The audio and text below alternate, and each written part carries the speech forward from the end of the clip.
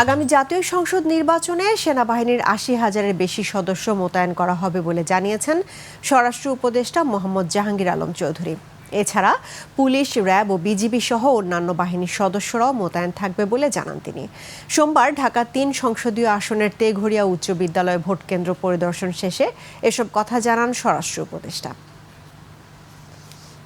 কেন্দ্রপতি থাকে হলো ৬ জন পুরুষ আনসার, ৪ জন মহিলা আনসার, 2 জন অস্ত্রধারী আনসার।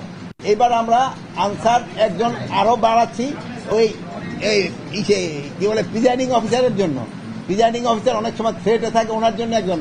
তারপরে আমরা প্রতি কেন্দ্রে 2 জন থেকে 3 জন তো পুলিশ দিবই।